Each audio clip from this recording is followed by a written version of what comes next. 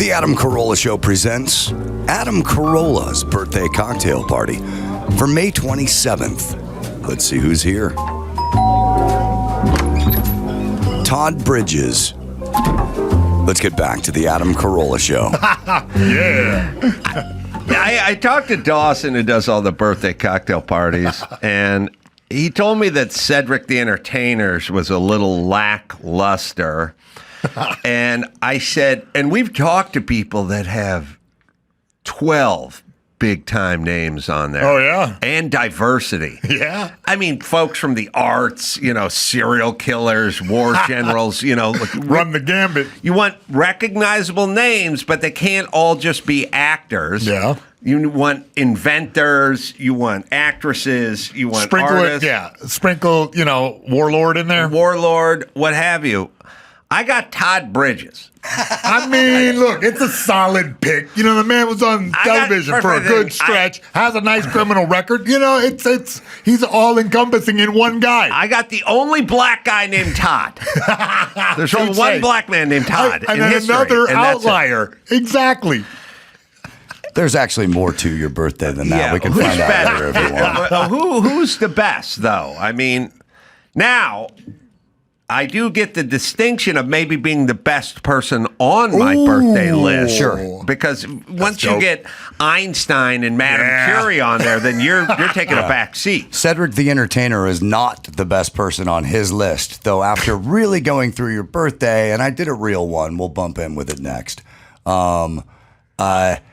Cedric beat you on quality of the party. What you talking about, Dawson? I mean, less. Yeah. It's worse. Is there anyone on my list that's higher than Todd Bridges? Yeah. There is? You can't wait. You got a Secretary of State in there, a Nobel Peace Prize winner. I want to know. Colin Powell? You want to hear it? Yeah, I want to hear it. Happy birthday. I mean, listen, thank you. Look, the Nobel Peace Prize is fine, but if I haven't heard of you. I know. He's looking for name recognition. We're talking marquee. The Adam Carolla Show presents Adam Carolla's birthday cocktail party for May 27th. Let's see who's here.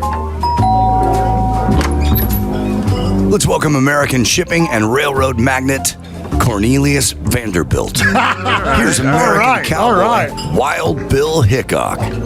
Here is the 38th Vice President of the United States, Hubert Humphrey. Yeah! American golfer Sam Snead just showed up. The English actor from The Lord of the Rings, who also played Dracula, Christopher Lee, is here. Let's welcome Nobel Peace Prize winner and former United States Secretary of State Henry Kissinger. Here's former Los Angeles County Sheriff Lee Baca. Here comes the keyboardist for the Black Crows, Eddie Harsh. From Crowded House and Split Ends, Neil Finn is here. From TLC, here's Lisa Left Eye Lopez. Here comes American politician Marjorie Taylor Greene. Yeah! From Outcast, it's Andre 3000. Oh, that's the good one. Here's Johnny Depp's daughter, Lily Rose Depp. And the star of Different Strokes. Well, one of them, Todd Bridges. All right, that's better. That's better than I thought. That Wild Bill Hickok made it. Yeah, hell good, yeah. Vanderbilt. Oh, my God. All right, here's something, and I've thought about it for a long time, but I've never really voiced it. But I've thought about something for a long time. But it struck me when all the controversy with Comey the other week, where he's like, I'm walking down the beach and I see some seashells and they say 86-47. And I look at my wife. I like when guys do I like when they do a reenactment of something that didn't happen. My wife says, what's that? And I go, I don't know what that is. My wife says, well, we should take a picture of it and put it up on Instagram. And I'm like, yeah, okay, I'm sure your wife is spearheading this whole movement, but all right. But also, you're allowed to say to your wife, how about we don't? You know what I mean? Like if somebody walked around, if I was walking down the beach and shells spelled out Klansman or something, and my girl was like, we should take a picture of that and put it up on Instagram, I'd be like, no, maybe not. Or why don't we just keep walking? Yeah. But either way, it was 86-47. And And of course, Trump's 47, and 86 means, depending who you talk to leave or be thrown out or get rid of or whatever. Depending on 86 could mean you got to 86 this bar, just leave the bar. Or if you're a mafia guy and you go, I need to 86 that guy, it probably means bury him at Shea Stadium. But either way, it's get rid of. Okay. I forgot that the abortion pill is called RU486, which sounds like a vanity plate for abortion, right? Like RU486. Or a reject Star Wars robot. Yeah, it's a weird, it's like, I'm thinking about aborting this thing that's growing in me. Yeah. Are you 486? I think yes, that was, I am. I would like to 86 this fetus. I think that was a Van Halen record with Sammy Hagar, wasn't it? Yeah, they had something like that. Subliminal messaging. Why did it get to, like, if you're in that boardroom and people are like, the number for this abortion pill should be RU, I'd be like, let's just make it RT. And why does it even need 4? You understand R, like R, then U, and then 4. These are all things that have different meanings, and then 86 means to get rid of. Yeah, so Are you for getting rid of the baby? Yes. Are you for it? Then take this pill. But if really, you'd like to abort your baby, 1 then through 85 didn't work. Are you 486? I'm not kidding. Are you 486ing this kid? Man, listen, bud. Yeah, I think you're doing my joke, Josh. Yes, I appreciate it. But yes, somebody needed to raise their hand. And I don't care if the company was based in Norway. Someone needed to raise their hand and go, in America, 86ing something is getting rid of, and then RU sounds like a vanity plate. Yeah, but I thought that was like, are you up? Are you up? Yeah, like late at night text. Yeah. Are you 486ing this fetus? Yes, I am. I will take this pill that says, are you 486ing what I'm taking? I'm just saying, just pick another number. Now, or did you a make this connection a while back, or did it take the 8647 to get you there? Drew and I were on this morning after pill or abortion pill or whatever they were calling it early because of Loveline, and they were calling it an abortion pill, but it's not really an abortion pill. It prevents implantation. And so Drew would argue about it, and I would argue, but then I would say, RU 486 sounds like we're 86ing a fetus. Yeah. It's a bad name. And I said it years and years ago, but then I never thought about it ever again because I don't dabble in abortion pills that often. I mean, I keep some in the glove box, obviously, if a trick goes south. But the point is when we became wall-to-wall 86 news, because Comey's got to make the rounds going, I don't know what 86 means. My wife worked at a bar, and she would say to 86 to Langostino meant we're out of Langostino. And I love it when guys who run the FBI turn into idiots who don't know anything. They just go, I never heard of, I don't know it. Right, you don't know. And do you think this was just a mistake? I think there's somebody in there who thought they were being clever. Oh, yeah. They had to know. They had to know. Unless, of course, it was Sweden or. It is. It's out of the country. Wow. But somebody here should have, like you said, should have been like. Yeah, marketing department could have cleaned that up a little bit, shaved that off, and scratched in a new thing on the pill. Let's go ahead and make that U into a 0. Exactly. Yeah. RO 486. Listen, Jimmy and I have it here somewhere, but Jimmy and I once we're hanging out at a miniature golf place playing arcade stuff, go to the batting cage after work. And there's a video game called Violence Fight. It's out of Korea or something. And it's a stupid name to us, but to them, it makes perfect sense. Yeah. Violence, fight. We don't understand. We don't talk that way. Nobody vetted it. Nobody went, listen, I got a cousin who lives in Wisconsin. They don't say violent fight. I know it sounds like it makes sense. All your base belong to us. Right. Did RU 486 have a retail name like Abortinol or something? Yeah, for sure.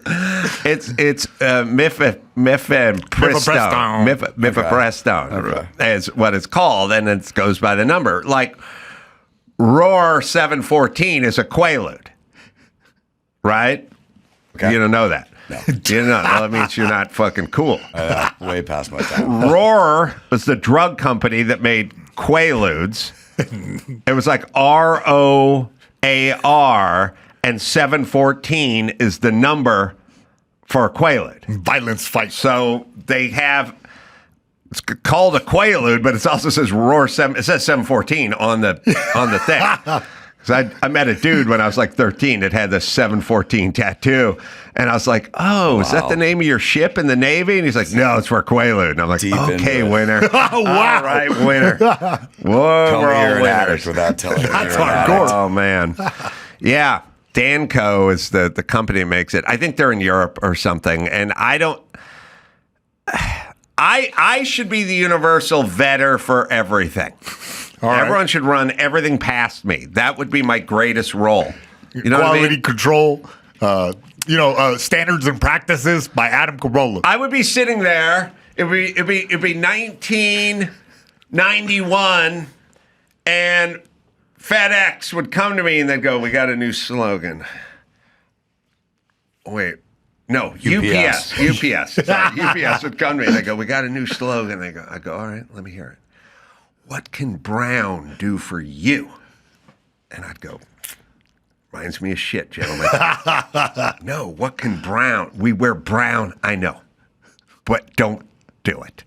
And they'd go, "No, what can brown do for you?" And if people don't have a positive association with brown, anything, leave it be. Let's come up with something else.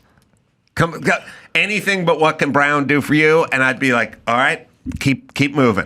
But we're trying to appeal to people's base instincts. Quaaludes. They still have Quaaludes? Roar. No, oh, sorry. It's RORER. Roarer. Yeah, that bottle looks a bit worse for wear. I'll tell you the best. You want to know what the best advertisement for a Quaalude ever was? People be like, "What's it like? What's a Quaalude do?" And they go, "It's like a pill that's like you drank a 6-pack." And everyone went, "Oh, wow, that's a good pill, then, isn't it?" Yeah. I don't have to drink a 6-pack. I just know I it just from, take a pill. from Wolf of Wall Street when the guys are just off their face, dragging along the carpet, can't get off the floor. Yeah, Yeah. it fucks you up. All right, what do you got? You Look, got news? get your mad first. The Democrats spending millions to learn how to speak to American men and win back the working class. The party leaders are holding up in luxury hotel rooms on a strategy codenamed SAM, Speaking with American Men, a strategic plan to try to convince the working class voter to vote their way again. Here's the thing, people. The whole idea that you're having a meeting of college-educated people to try to figure out a way to communicate with folks that work with their hands is off already. Yeah. You need to... Here's the problem. Stop trying to convince people you're something and start becoming that you're trying to convince us you are. You know what I mean? Like, Kamala Harris never worked at McDonald's, but she wanted to convince us she was the kind of person that worked at McDonald's because then we would like that kind of person. You're going to have to just find that kind of person. Yeah. You're not going to convince people that's who you are. You're not. You don't know that world. They want people from that world, but they don't want... They want to pretend to be from that world and sort of like Pied Piper you into something. They don't want a bunch of academics from Ivy League synthesizing a person that would be from that world. Well, that's kind of what they're doing. They spent $20 million on this business, and they kind of brainstorm in these luxury hotel rooms how to convince working class men to the party. The big thing is that trying to well, look, encourage... I can tell them, first off, Yeah. those dudes are not down with any of your he-she bullshit. The big they don't thing want is any of it. trying They're to also stop. not down with brainstorming in luxury hotel Right. rooms. Not down with that's any of that. That's a big eat cake kind of thing. But they're saying above all, we must shift from a moralizing tone. It seems like their strategy is like cart before horse. Well, they don't want pronouns. They don't want he, she. They don't want gay pride flags swinging everywhere. They like trucks. They like America. You guys don't like pickup trucks with American flags on it. Guess who's driving those pickup trucks? Those dudes. Yeah. So you're going to have to just scrap all your shit ideas from the last 10 years and pretend to be normal. Or you can try to buy ads in video games. That's one of the strategies. I would like to see a Hunter Biden Call of Duty skin just parachuting into the war zone. You can try to convince people you're something you're not, but you just tried that and it didn't work. So stop buying advertising and start acting normal, and then those people will get down with you. But your people then won't be down with you. They're not huge fans of Palestine. They like a secure border. There's tons of shit that they don't want you to outlaw internal combustion engines. That's all that. Just some brass tacks. You're going to have to completely change your raison d'etre. And they don't like to use the term raison d'etre. So I'm going to stop. I hate it. Yes. All right. An exclusive restaurant in Miami sent many into a spiral after revealing a cocktail that comes with a $33,000 price tag and a Birkin bag. Okay. I cannot. This. Let me spell it out, though. The I'm drink called It's Not a Bag, It's a Cocktail features a cocktail consisting of Belvedere 10 vodka, grapefruit oil saccharum, and Lillet Blanc with the peach garnish and a side of caviar served inside this Birkin bag. I mean, come on, 33 grand. Get your lady something nice. Listen to me, everybody. That we did this a lot. You know, they go, oh, it's a martini for $1 million. It has a diamond in it. It's like, okay. What's your car worth? What's street value on your car? 30 grand. grand. You know what? Fuck that. I don't care about your car. All right. I got a Ford 350 dually across the street. All right. It's got some miles on it. Yeah. It's probably worth 11 grand max. Yeah. Okay. If I put $2 million in a suitcase and set it on the floor inside the cab, it's not $1 million truck. It's $11,000 truck with $1 million in a suitcase in the glove box or on the floor. I'll take it. We're talking 30. Take for 11? Yeah, 12. 350 dually. My point is there, it's not $1 million bra. It's a bra with $1 million worth of diamonds on it. You fucking assholes! Stop it already. It should be illegal. Well, the article admits that without the bag, the thing's $150, which is still a lot for some Belvedere. Yeah, I agree. Yeah. All right, but I don't like it. It went away. They did it for a while. But it's going viral again. They're trying to get us to talk about it. And we did. We did. They fooled worked us. the Birkin. They fooled us. And next up, Joe Rogan starts going to church as a faith resurgence gains momentum. This Christian apologist claims. So this article was from the perspective of this Christian apologist, Wesley Hoof, who appeared on Joe Rogan Experience in January and has now said that I can tell you, in fact, that Joe Rogan's attending church. Well, again, they want to synthesize Joe Rogan, but he likes bow hunting and he likes UFC. Yeah. He lives in Texas too. You got to go to church. You can't synthesize that. That's who the guy is, and the people that like Joe know that's who he is. I don't mind. I mean, I've been going to church off and on. Yeah, what's up recently. With that? Ace, tell us about it, because that's interesting as an agnostic guy always on the radio. I am not religious.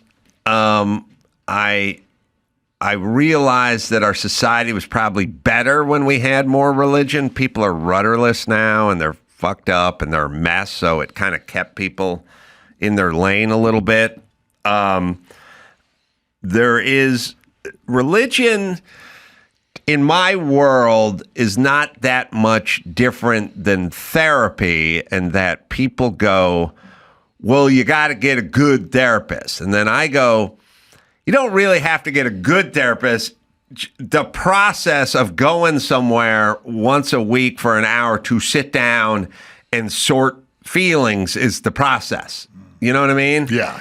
It doesn't. I mean, as I think about it, I've had a lot of conversations with different therapists in my life, and most of them weren't gifted or good or anything. But the process, kind of pouring that out, of sitting down and working on yourself, and so the process of once a week going, no phone, no vices, no nothing, no distractions. I'm going to sit in this place and I'm going to spend an hour with my own thoughts and quiet and hear stories that other people have and stuff like that. Like it's probably good for your soul, it's just good for your process. You're talking about prayer. Yeah, but I don't pray. I mean, I don't believe in any of it. But It's meditative. It's a thing where you just go, I am going to make time to put my head. Okay, so what do I do? Well, you could sleep, you could watch TV, you could write comedy, you could wrench on a car, whatever my day is, talk on the phone, complain to people about stuff, like whatever my day consists of, this will be an hour a week where you don't do any of those things. You just sit and you listen. Yeah. You don't talk, you just listen. And the person could say something that no matter whether you believe it or not, it always has some message or kernels of truth in it, even if it happened or didn't happen. You know what I'm saying? And then you just sit there and you absorb it. And So then that's what you do at church. That's what I do. I don't know what everyone else seems to be moved. I mean, I'm probably the only one in there who doesn't believe in Jesus Christ. I may be the only atheist in the church. But don't you think that's going to chip away at your resolve and then one day you might become a Christian? I would like to be religious. I'm just not. Yeah, I always hear you say that, but that seems like something you could do if you wanted. You said you would like to, so it sounds like you're taking the first steps. I would like to believe that something existed that I don't think exists. That's pretty beautiful. But I don't think I'm going to convince myself. You don't think so? I think maybe I've seen it happen. Well, in prison, yeah. No, not in prison, outside, bud. I listen, you could either be religious or you could lead a more religious life. Either one would be okay with me. I'm fine. You can just act as if, you know what I'm saying? But I don't, no, I don't believe. I wish I believed. You don't think you could start to learn to believe through repetition? At one day, God would just crack up in there and say, hey, I heard you were atheist. Probably could get closer to it, but I don't know. I mean, maybe Yeah, you never know. Like a miracle happened, like my stepdad picked up a check or something like that when we went out to eat. Like something would have to be shown. Yeah, you believe in Jesus after that? I'd have to see a miracle.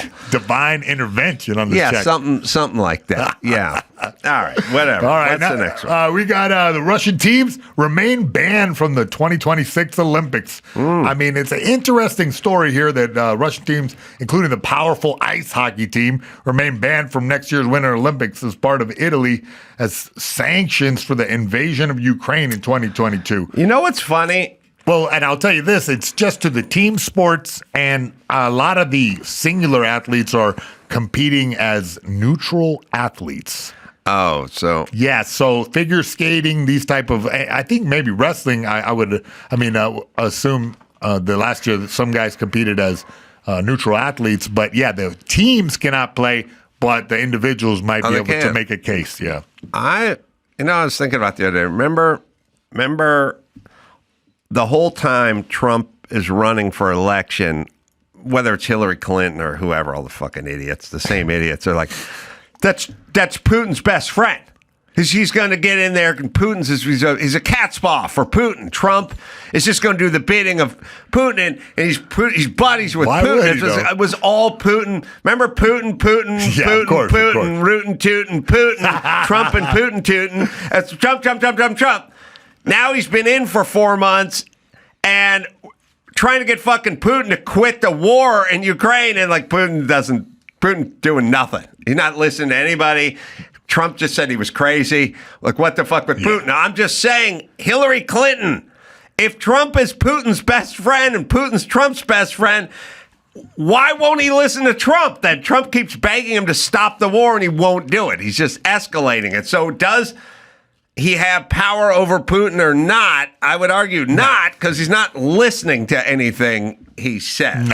And he's calling him crazy. But somehow Putin was Trump's best friend, but now his best friend won't talk to him about stopping a fucking chill war. out. Yeah, maintain, dude. God, it's so unnecessary. It's just wars. Have to keep going. It's so weird, right? I know. It's 2025. Here I think we it are. would have been over, and it would have been a utopia by now. But it just keeps on slogging on. That people would sort of learn a lesson and kind of want to get on with it and whatever. Nope, not doing it. No. Not doing it. No. We're still got to the kill last people. man. Yep. Yeah, so anyway, they're not going to compete as a team, which is good for our hockey team, right? Yeah, definitely good to take out the top I'm curious because what they usually do is they have like a new flag. You get to, people from other countries that can't be represented. They all walk the together neutral under the athletes. neutral flag, Exactly. right? Yeah. Why can't teams do that? I know that's what they say in regards. It's because it's based on the fact that by definition, a group of individual neutral athletes cannot be considered a team. Oh, that does make sense. Though. Yes. Yeah, so it's like a technical snafu. Okay. We beat Canada in hockey recently, I think. And then we lost. Yeah. We're taking, but we're pretty good. We got like great teams. Figured out. I'll tell you, we did something amazing. We figured out how to win at a sport without using the black man, but it's not easy. Now, if you want to kick the world's ass in football or basketball or something, we'll just get the brothers involved, and then we'll just whoop up on everyone, even baseball. But hockey remained white and figured out a way to beat the world.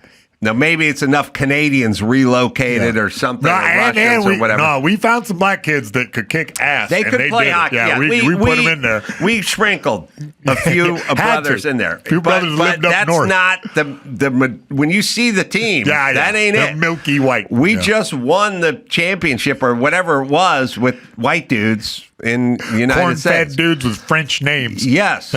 So we figured it out. Tip of the cap, white man.